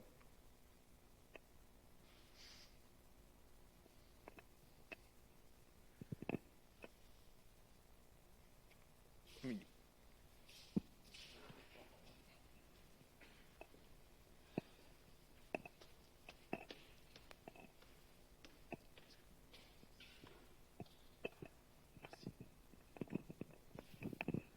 Voilà, vous avez fait allusion à la manière dont l'extrême droite s'est emparée du thème de la laïcité. J'aurais bien aimé que vous puissiez y revenir pour essayer d'analyser comment et pourquoi et quelles seraient les parades éventuelles à cette instrumentalisation de la laïcité par l'extrême droite. Je crois que la question se porte à tous les deux. À tous les deux, nous adressons. Catherine, si vous voulez commencer à répondre. Et puis ensuite, il me semble que Oui, d'accord. C'est d'accord. Oui, alors j'y ai fait allusion effectivement dans la présentation des dérives. Et j'y ai fait allusion comme un pan de quelque chose qui est structural. C'est-à-dire que, à mon avis, ce n'est pas dissociable intellectuellement de la dérive qui consiste à communautariser le corps politique. C'est-à-dire que il me semble que les deux dérives que j'ai décrites sont vraiment complices. C'est-à-dire qu'elles fonctionnent selon un même mécanisme, mais elles fantasment une même communauté. À savoir, elles unifient elles unifient les musulmans, les uns disant, voilà, comme s'il n'y avait pas plus différent d'un musulman qu'un autre musulman. De la même manière qu'il n'y a pas plus différent d'un catholique qu'un autre catholique, d'une femme qu'une autre femme, etc. Bon. Donc nous avons ici un mouvement qui est commun aux deux dérives, et il m'a semblé que ce moment devait être relevé comme tel, à savoir comme faisant partie d'une structure. Nous avons deux mouvements qui disent, voilà, il y a une communauté et dès qu'on y touche, alors bon, on se met à pousser des cris en disant que c'est stigmatisant. Et puis de l'autre côté, on dit « Ah, mais cette communauté, nous n'en voulons pas parce qu'ils sont tous dans un mouvement d'islam politique, de rejet de la République. » Voilà, ça m'a semblé important parce que c'est ce que, par ailleurs, Laurent Bouvet a appelé la tenaille identitaire. C'est une autre manière de le dire. Ça m'a semblé très important. D'autre part, alors s'agissant de l'extrême droite en particulier, là, il y a un mouvement qui m'a semblé intéressant de désigner, à savoir il y a une incohérence, c'est-à-dire que l'extrême droite s'est emparée de la laïcité en disant voilà, nous sommes laïcs, on veut. Alors qu'est-ce qu'on réclame ? Eh bien, on réclame le nettoyage. On réclame le nettoyage de tout signe religieux. Ce n'est pas vrai. Ils ont réclamé le nettoyage de certains signes religieux seulement. Quand on leur demandait s'il fallait aussi raser les croix, on demandait aux bonnes sœurs d'enlever leur habit, ils ont dit non, c'est pas pareil. Bon. En donnant d'ailleurs de mauvaises raisons. Donc nous avons ici quelque chose qui est spécifique, effectivement, mais qui s'inscrit malgré tout. Il m'a semblé que du point de vue politique, c'était important d'apporter conceptuellement une analyse aux républicains laïcs qui se sentent aussi bien trahis par tout le déni que pendant 30 ans nous avons connu, et que nous connaissons toujours, et qui consiste à dire oui, vous êtes trop rigide, la laïcité, il faut des accommodements, etc.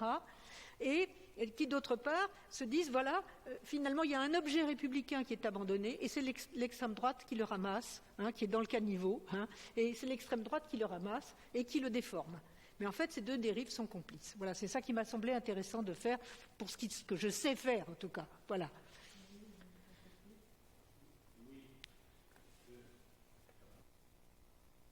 J'insiste. Voilà. Je partage tout à fait l'avis de Catherine, c'est structurel et c'est symétrique et ça se nourrit l'un de l'autre. J'ajouterais que, vous le savez bien, pour le Front National ou le Rassemblement National, la figure ou le nom du musulman a remplacé en partie la figure ou le nom de l'immigré. Et on retrouve là aussi des questions d'identité et d'appartenance. Lors des premières victoires du Front National, moi j'ai été longtemps élu en Provence-Alpes-Côte d'Azur, donc j'ai une certaine expérience de ce qu'ils font. Ils se sont réunis et ils se sont dit nous sommes enfin ensemble chez nous, ce que peuvent penser d'ailleurs des gens qui ne sont pas forcément Front National, chez nous. Notre identité c'est nous. Au lieu de dire qu'on va fabriquer du commun, on dit les autres. Donc il n'y a pas de solution miracle. Il y a d'abord le fait, comme on l'a dit, qu'il faut que les républicains des deux rives s'en emparent vraiment de la laïcité, sans la caricaturer, sans trop, moi je reste avec un idéal, sans trop s'en servir dans des positionnements et des postures politiciennes. Je rêve que la loi future, si elle est raisonnable, puisse être adoptée par la gauche et par la droite. Je sais bien que ça ne se produira pas. Mais je pense que si on touche à la laïcité, ce serait bien, et les responsabilités sont partagées, qu'on essaye de se rassembler. Là, on a de la force. Donc, s'en ressaisir, faire un travail aussi d'éducation citoyenne permanente, qui se fait dans beaucoup de secteurs. On a beaucoup progressé, il y a encore beaucoup à faire, de formation, encore une fois, pour que les gens, les citoyens de gauche et de droite ne soient pas perdus. Mais il y a un long chemin à remonter. D'autant plus que nous sommes une société divisée, qui a peur, qui est violente, qui est dure, où les difficultés objectives sont considérables. Et tout ça rejaillit sur la manière dont on aborde les problèmes de laïcité. On peut peut-être ajouter une dimension proprement partisane, enfin, ou liée. C'est que la laïcité a été traditionnellement en France portée par les partis de gauche. Or, les partis de gauche maintenant sont très profondément divisés entre des identitaires et des gens qui se réclament de la République telle qu'elle est. Et donc, il y a eu un affaiblissement. La droite, c'est la droite républicaine. S'est adapté à la laïcité, mais ce n'était pas au cœur de son projet intellectuel. De sorte qu'il n'y a plus tellement, sur la scène politique telle qu'elle est actuellement, il n'y a plus tellement de défenseurs de la République. Parce que ceux qui en étaient, dans l'histoire française, les porteurs, se sont divisés, et très fortement sur cette question.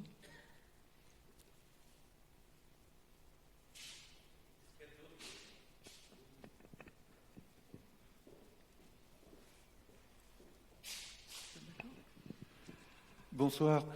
Juste deux petites choses.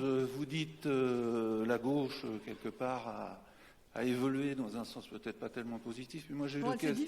C'est divisé. Oui, mais moi, j'ai eu l'occasion de faire un travail assez récemment sur l'application ou la non-application, les entorses, suivant comment on la regarde, de la loi de 1905. Et j'ai quand même, sans faire un jeu d'équilibre et de comptabilité totale, j'ai quand même noté qu'il y avait pratiquement autant d'entorses à la loi de 1905 sous des gouvernements de gauche, dits de gauche, que sous des gouvernements dits de droite. Donc ça pose quand même pas mal de questions par rapport à ce que vous évoquez, première chose.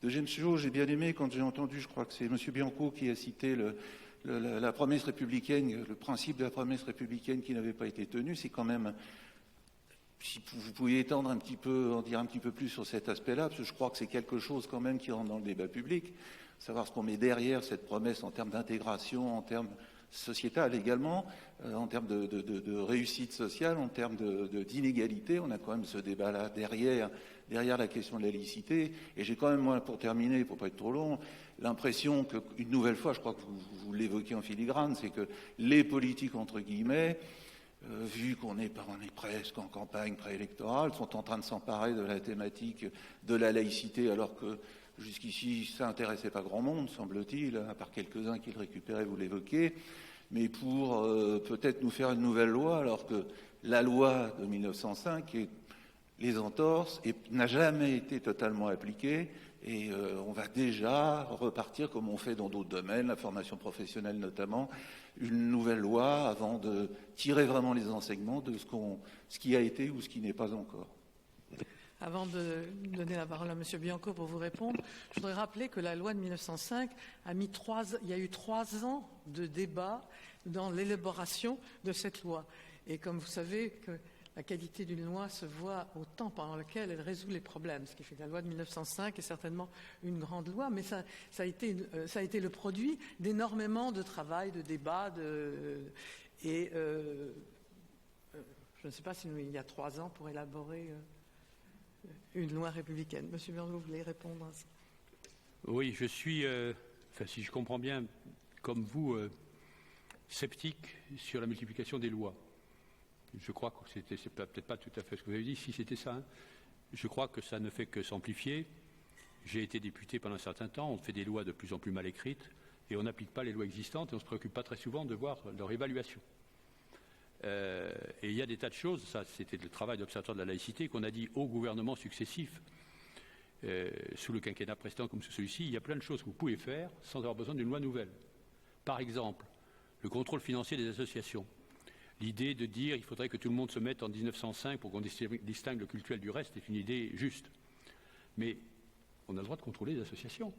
On a le droit d'aller sur pièce et sur place. On a le droit d'exiger par un décret un commissaire aux comptes à une certaine taille. Alors on peut progresser peut-être par la loi. Il faut en tout cas au minimum avoir de la transparence, savoir ce qui se passe. Mais des dispositions comme ça, on peut les faire fonctionner assez facilement. Donc je n'étais pas convaincu qu'il faille une loi, mais c'est un geste politique en France. On fait une loi. Bon, on va voir. Moi, je serai assez pragmatique. Ça dépend de ce que le gouvernement et le Parlement vont vouloir faire. Je ne suis pas contre si on démontre, ce qui est possible, je ne fais pas de procès d'attention, qu'on a besoin de la loi pour aller plus loin et pour aller mieux. C'est possible. On a eu par exemple sur ce qui est les fermetures de lieux de culte, des lois récentes qui posent du problème du point de vue des défenseurs des libertés, que moi je soutiens parce que je crois nécessaires, qui ont permis la fermeture de 19 ou 20 mosquées, plus d'autres lieux. Bon. Ce qui est très important, c'est que la loi a permis de le faire avant, ce n'était pas possible. Et la direction des libertés publiques au ministère de l'Intérieur, qui est très compétente, a gagné, enfin le ministère, l'État a gagné tous les contentieux. Et c'est pour ça qu'il faut faire attention dans les chartes de la laïcité, qui sont une bonne chose. Il ne faut pas qu'on se fasse prendre dans des contentieux où on perdrait. C'est pour ça aussi que sur la fermeture des établissements d'enseignement à domicile, il faut qu'on soit très bon. Et c'est bien qu'on soit attaqué à ça. Alors il y a eu une loi, la loi Gattel, qui a permis aussi de s'attaquer aux établissements hors contrat, aux établissements à domicile. Voilà. Donc tout ce qu'on peut faire, qu'on a fait en partie, faisons-le. Mais je suis très pragmatique. Si vraiment il faut une loi pour avancer dans le combat, faisons-le, en sachant que je crains quand même beaucoup dans le climat français actuel, de la société française, pas seulement de politique, et dans ce qu'on pourrait appeler l'hystérisation du débat par moment, que les débats soient catastrophiques, qu'ils soient à l'opposé de ce rêve que je formulais des républicains des deux rives travaillant ensemble à un progrès. Voilà, mais c'est le choix libre du gouvernement et du Parlement d'agir pour le mieux.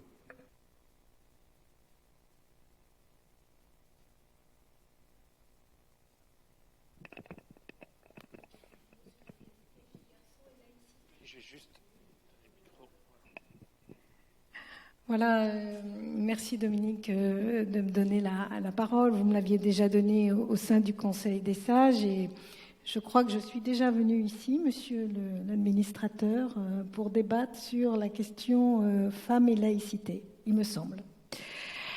Pour vous dire d'abord que c'est un combat que pour ma part, je suis donc la déléguée du ministre Jean-Michel Blanquer chargée de l'égalité filles-garçons. Et à ce titre, la question de l'égalité filles-garçons nécessite une proximité de travail, comme vous l'avez dit tout à l'heure, comme tu l'as dit Jean-Louis tout à l'heure, ce ne sont pas tout à fait les mêmes questions, mais la question de l'égalité filles-garçons nécessite une proximité de travail avec le Conseil des sages parce qu'elle participe directement des principes de la laïcité. Et donc, d'abord pour vous dire qu'à titre personnel, je partage depuis très très longtemps votre combat, puisque en 2004, j'ai fait partie des membres de l'inspection générale qui ont fait le fameux, sous la direction de Jean-Pierre Aubin, inspecteur général de l'éducation nationale, le fameux rapport concernant les signes d'appartenance religieuse dans les établissements scolaires. Et que dès cette époque-là, puisqu'on parle là de l'égalité filles-garçons et particulièrement du champ scolaire, dès cette époque-là, on voyait déjà tout ce qui était à l'œuvre. Aujourd'hui, tout ce qui s'est répandu, bien sûr, c'était la question du voile qui nous préoccupait, mais on voyait déjà monter la contestation des connaissances, des savoirs qui ont été acquis par la science et par le temps long de l'histoire. Puis la deuxième raison pour laquelle je suis tout à fait sensible à votre combat et que je l'ai partagé concrètement dans mes expériences professionnelles. Moi, Jean-Louis, je ne connais beaucoup moins bien que toi le sud de la France, mais je connais très bien le nord de la France puisque j'étais directrice académique adjointe des services de l'éducation nationale du Nord pendant 4 ans. Et donc là, j'ai pu voir de façon très concrète dans mon expérience professionnelle qu'on avait d'abord changé de braquet dans les dernières années, c'est-à-dire à partir de 2015-2016, dans les établissements scolaires, on change de braquet. La question du voile n'est plus aujourd'hui une question dans les établissements scolaires. Parce que, comme vous l'avez dit tout à l'heure, Madame Kinsler, ou vous, Dominique, je ne sais plus, quand il y a de la provocation par l'islamisme intégriste dans les établissements scolaires, on sait que derrière, il y a tout un bataillon d'avocats, d'associations extrêmement bien structurées, qui sont en fait à l'œuvre derrière et que ce sont en fait des provocations qui sont toujours des coups de butoir donnés dans l'école de la République pour pouvoir faire progresser insidieusement dans les jeunes consciences, mais aussi dans ce qui fait le creuset de la République, son cœur battant, c'est-à-dire l'école publique et laïque. Et donc, j'ai vu progressivement, je veux dire, à la fois dès le plus jeune âge, dès la maternelle, dans un certain nombre d'écoles, et Alain Sexig est venu, d'ailleurs, Yanis Roder aussi, dans ses établissements scolaires, progresser le rejet de ce que j'appellerais l'autre, c'est-à-dire de ce qui n'est pas conforme à ses convictions, à ce que l'on est soi-même. Et ça, c'est très inquiétant pour l'institution scolaire. J'ai tout un tas d'anecdotes qui vont aussi bien du fait qu'un petit garçon refuse de s'asseoir à côté de sa camarade de classe fille. J'ai bien sûr vu des établissements scolaires dans lesquels plus de 50% des jeunes filles ne voulaient pas aller dans les cours d'éducation physique et sportive.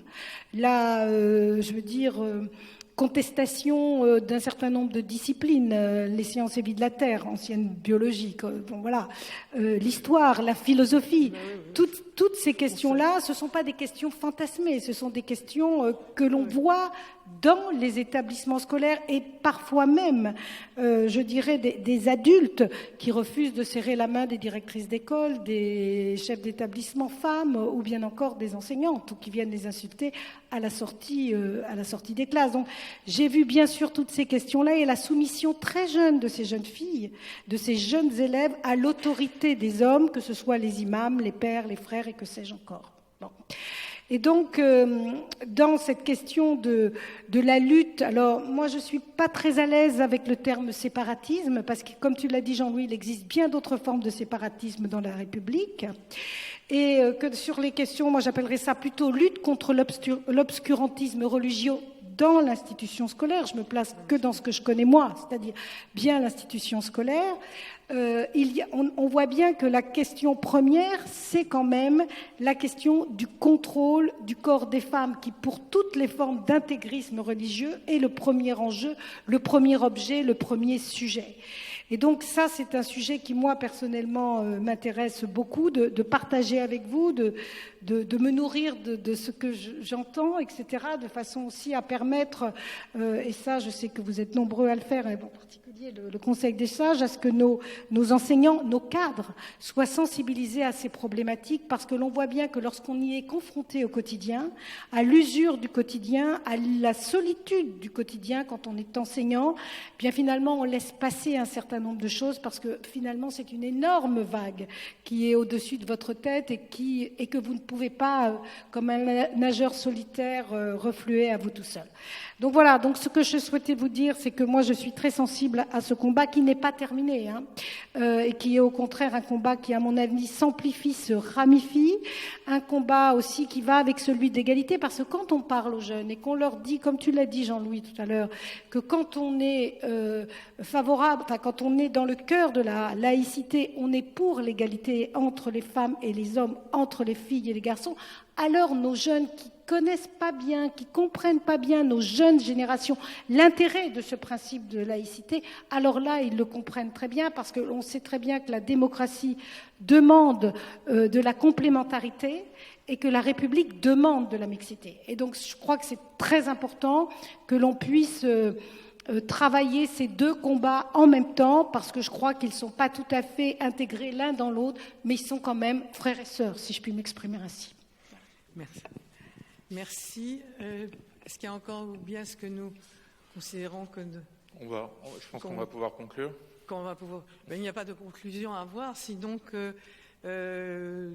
d'abord de vous signaler, pour ceux qui ne l'auraient pas, qu'il y a un exemplaire du Vanémecum sur la laïcité à l'école qui est là et qui est à votre disposition, qui s'efforce à la fois dans son introduction d'évoquer les principes fondamentaux et ensuite d'être un instrument utile en rappelant la législation et en parlant d'un certain nombre de cas particuliers, savoir comment les parties. Donc ceux d'entre vous qui ne l'auraient pas sont très chaleureusement invités à le prendre.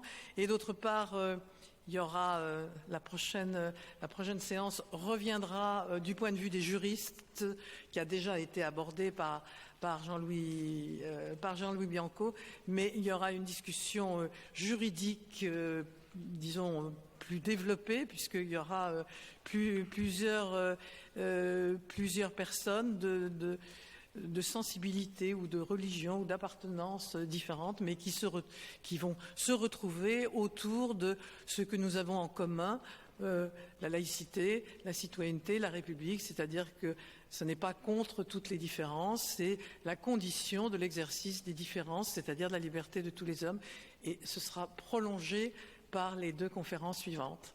Merci encore de votre présence.